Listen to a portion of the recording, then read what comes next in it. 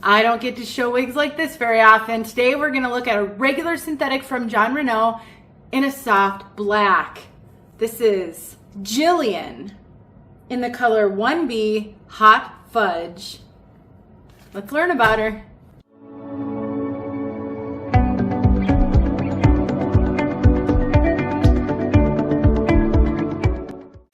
My name is Denise. I'm also known as heywigsister on Instagram and Facebook, and I'm here with Chiquel to bring you this review of Jillian from Jon Renau. This wig launched last fall, so almost a year ago, and I'm finally getting around to showing this one to you. I am so excited to be able to show you this soft black color because I don't get to show super dark colors very often. You know, a lot of these brands have a ton of bronze and lighter colors and highlighted brunettes.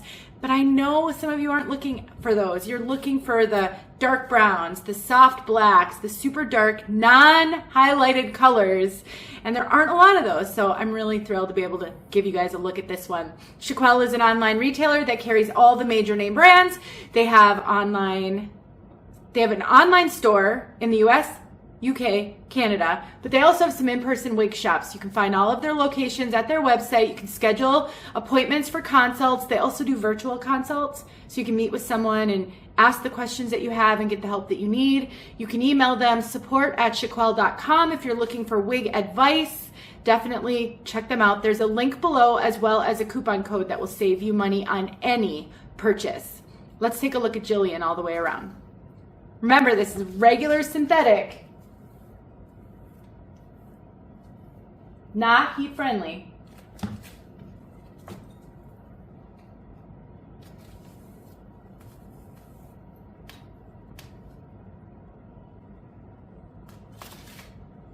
This is what I would consider a moderate density style. It's not a light density, but it's not a heavy density. We don't have traditional permatease. There's some crimpy fibers in the open wefting areas, but no poofy, pillowy permatease up here. You can see we do have a slight fringe.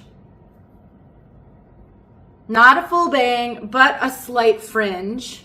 If you wanted to cut a full bang into this one, you could. And it is a little bit of a face flopper, not terrible. I've seen much, much worse. If you wanted to get some lift in this one, because it does have a lace front, you would use a clothing steamer to do that, to sort of get lift. Obviously not done on your head. I have a video showing how to use a clothing steamer on a regular synthetic wig. I'll make sure that video is linked below. There's that lace. The lace is a little visible on me. I would trim that back with the pinking shears. It creates a little bit of a scalloped edge and takes care of any visible lace. I do that with a lot of my wigs. My skin, I get pretty tan in the summer and lace just shows up on me. Let me get rid of some of the glare so I can get closer to the camera. There are some visible knots, but they did a really good job with them because you cannot bleach knots on synthetic or heat-friendly synthetic. So the darker the color, the more visible the knots, and they really did a good job of keeping those knots small so they can't really be seen all that well. So I'm pretty impressed with that. We've extended lace into the ear tabs, a full monotop, so you can part it anywhere. We'll test out that theory when I put the wig back on. We have soft ear tabs with bendable stays, extended nape, Velcro adjusters, and the rest is open wefted.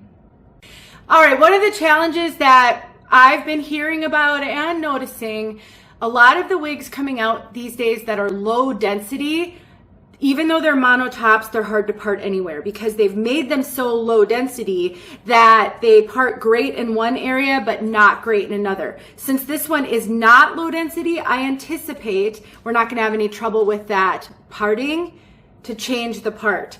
So mine came with more of a center part, but because this is a full monotop, you're supposed to be able to part it anywhere. And I do think that's the case with this one. So something I'm working on right now is remembering to test that because it's a pretty new development within the last year or so because people want low density. There's trade-offs. If you really need super low density, then you're going to run the risk of seeing the cap in wind or not being able to part it anywhere, because if they put enough hair on the top to give you free parting, then it's a lot more hair and it's going to feel like higher density. Since this piece is more of a moderate density, I anticipated that wouldn't be an issue, and it totally isn't. Something I do want you to be aware of. This wig does tangle some, and I have found that regular synthetic on the longer, all one length pieces, they do tend to tangle. I find more than heat-friendly synthetic in many cases. There are exceptions because not all the fibers are the same. And this one, I am noticing it does get tangles. It's pretty easy to remedy, and I would just make sure there's one right there. When I run my fingers through, I run into them, but it isn't terrible. And if you keep a wide tooth comb with you, just comb through it every hour or so, and it should be just fine. Let's talk about cap fit. Jon Renau in general is known for running pretty true to average. I have more of an average petite head. I find I have to wear a wig grip usually, and I have to cinch them in. I am getting a fair amount of extra cap up here, and it's loose on my head, and I do have to cinch it in, and I do have to wear a wig grip. That's telling me this is running really true to average. You can find all of my measurements below, and you can be a fair amount bigger than me on all of your measurements, and I think this one will still fit you. If you're smaller than me, then obviously it'll be even more loose on you. But again, wig grips really help a lot. And I find I can wear wigs that are quite a bit bigger than me, than my measurements, if I just wear a good wig grip. And I have some that I love. I'll put some information in the caption below, description below, so that you can see what wig grips I recommend and start educating yourself on those.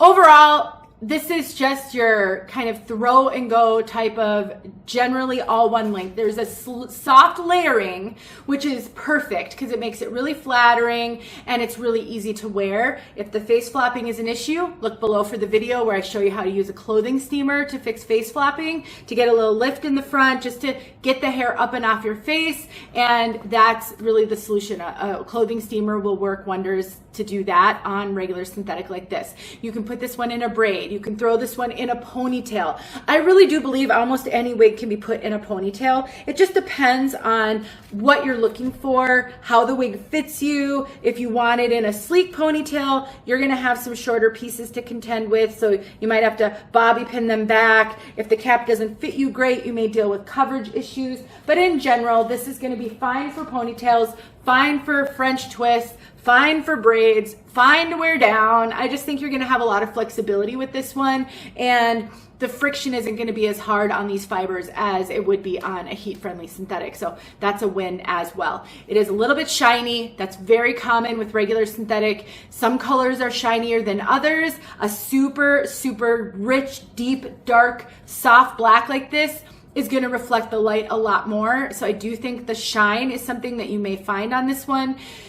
And unfortunately, it's trickier to remedy on a dark color like this. You can try some dry shampoos made for brunettes. The ones that are just regular dry shampoo may leave a little bit more of a cast, a white cast on this, turning it a little muddy, a little grayish. That may not be what you're looking for. I found some brunette dry shampoos can do that as well. I have heard of people using cocoa powder, just plain cocoa powder, not sweetened cocoa powder. And I've heard that can work. I haven't tried it personally. It is on my to-do list to try though. So the shine is something you may find. It's not going to be a problem on a heat-friendly synthetic, but a regular synthetic, be aware of that. And you can find remedies for that. This color, 1B, soft black, is what you think it is. It's a soft black. It's not a very harsh black. A true black would lean a little violet. This, I'm not really seeing any violet in this one. It's just a really soft, rich, super, super, super rich, deep color. It's beautiful. No highlights, nothing, no contrast. It's a very consistent color, but because of a little bit of that shine, that actually I think works in its favor because it gives it a richness and it doesn't make it look flat. So I think the shine actually is a good thing on this one because there's no dimension. Really beautiful. It's just, it is what you think it is. No red, no auburn, nothing. Just a soft, soft, rich, deep black. I hope that helps. Thanks for watching. I'll see you guys in my next video. Don't forget about Chiquel. Here's 1B. I just pulled this wig out of the box. I have not done anything at all to her. I have about 15 more minutes before it starts to get a little bit too dark for these. So I'm rushing through some of these outside looks.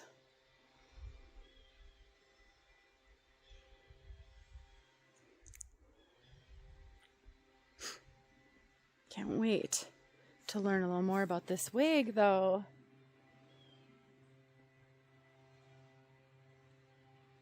Which, of course, you already have, because my review, you've seen it. It's always odd when I do these before my review, but at least you got to see the color outside. Thanks for watching.